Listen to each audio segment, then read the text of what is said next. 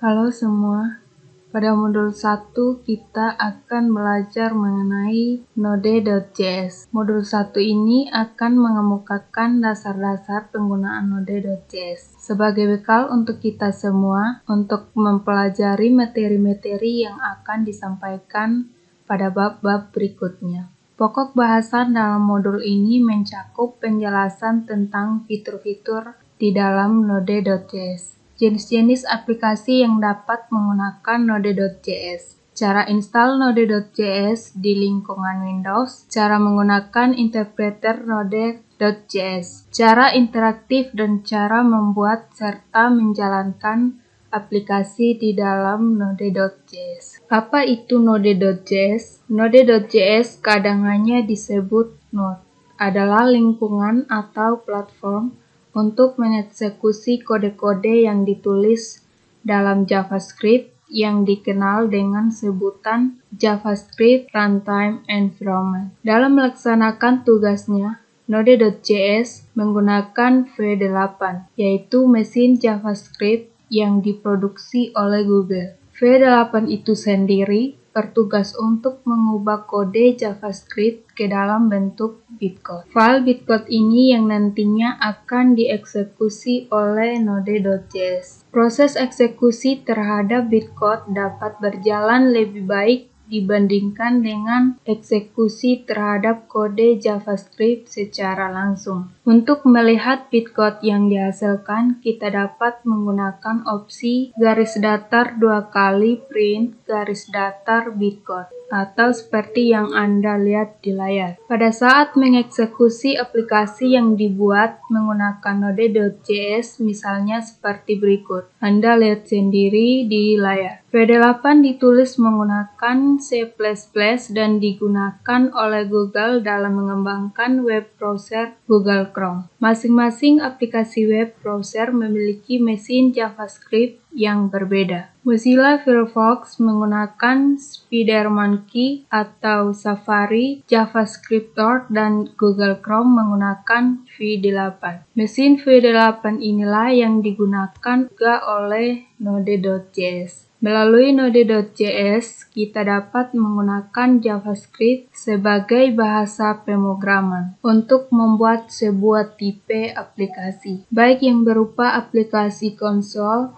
GUI, web, mobile, sistem kontrol, dan akses perangkat keras. Node.js pertama kali dibuat oleh Raenda pada 2009 dan hanya bisa dijalankan di dalam sistem operasi Linux. Namun saat ini Node.js sudah dapat digunakan di lingkungan Windows, Mac, dan beberapa varian Unix lainnya. Meskipun Node.js awalnya ditujuan untuk mengembangkan program-program yang berkaitan dengan permasalahan-permasalahan jaringan komputer, tetapi pada kenyataannya saat ini Node.js banyak digunakan dalam proses pengembangan aplikasi web. Node.js diyakini dapat memproses permintaan-permintaan yang dikirimkan klien atau web browser dalam jumlah besar dengan performansi yang baik. Karena alasan inilah,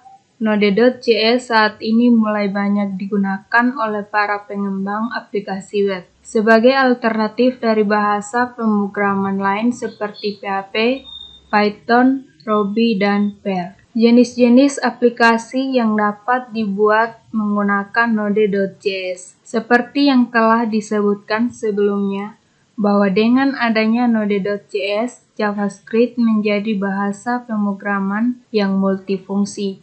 Berikut ini adalah jenis-jenis aplikasi yang dapat dikembangkan menggunakan Node.js. Pertama, aplikasi konsol atau CLI atau Command Line Interface, yaitu aplikasi yang berbasis teks dan dijalankan melalui terminal Linux, shell maupun command prompt jika Anda menggunakan Windows. Kedua, aplikasi GUI, yaitu aplikasi yang berjalan di lingkungan desktop. Untuk mengembangkan aplikasi berbasis GUI ini, kita perlu menggunakan modul dari pihak ketiga, misalkan Node, Qt, atau Node.js, dan Qt, Wix Node atau Node.js dan Wix Widgets, Node GTK atau Node.js dan GTK Flash. Adapun modul yang mengizinkan untuk membangun aplikasi GUI hanya dengan memanfaatkan teknologi JavaScript dan HTML, misalnya nw.js dan Electron. Berikut aplikasi web, yaitu aplikasi yang berjalan di lingkungan web server yang eksekusinya dilakukan berdasarkan permintaan yang dikirimkan oleh klien atau web browser.